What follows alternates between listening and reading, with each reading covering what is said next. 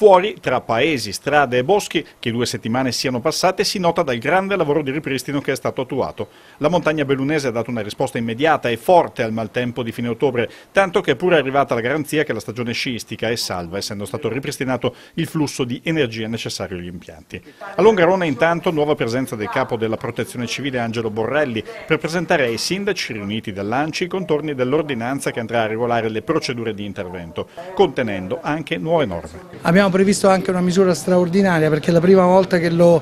applichiamo, quella del nuovo codice, questo contributo di 5.000 euro per i privati e 20.000 euro per le attività produttive per i primi interventi di ristoro dei danni e ripristino delle attività. Gli amministratori erano stati sufficientemente chiari su quali fossero i bisogni immediati della gente di montagna. Tutta una serie di deroghe perché da qui in avanti non è terminata l'emergenza, è terminata solo dal punto di vista formale, ma c'è la fase post-emergenziale che è altrettanto delicata e che prevede tutta una serie di interventi e che necessitano di poteri straordinari in capo al commissario e che quindi continueranno a essere gestiti in maniera straordinaria da parte del commissario, quindi della regione, insieme agli enti locali, quindi le province e i comuni. I comuni più piccoli che temono l'arrivo ovviamente del freddo, ci sono situazioni molto pesanti, soprattutto ancora nell'Agordino, Roccapietore, ma anche altri comuni. Oggi insomma c'era anche una lettera che ha citato anche l'assessore Bottacci, hanno proprio bisogno di interventi strutturali importanti, quindi